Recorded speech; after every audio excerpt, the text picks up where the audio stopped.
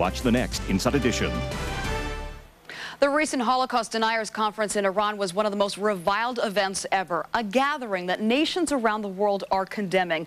Among those attending was an American, the former Ku Klux Klan leader and political candidate David Duke. I spoke with Duke via satellite from Europe about his participation.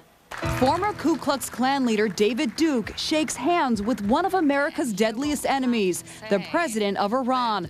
Duke was one of Mahmoud Ahmadinejad's honored guests at that conference in Tehran convened to deny the Holocaust. The event has sparked international outrage. You were seen shaking hands with Mahmoud Ahmadinejad, who is a sworn enemy of the United States. How do you explain that? He's not an enemy of the United States. I don't believe he is, and we're certainly not at war with him. And if you consider him an enemy, then let's change that. What did he have to say to you?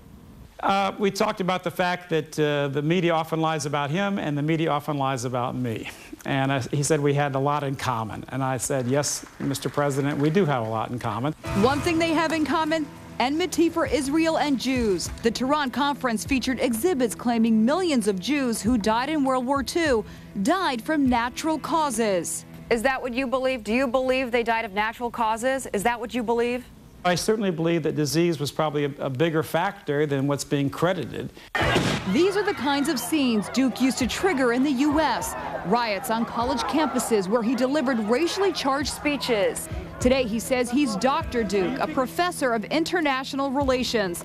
A former Grand Wizard of the Ku Klux Klan, Duke now lives in Europe. He asked us not to say which country because denying the Holocaust is a crime there.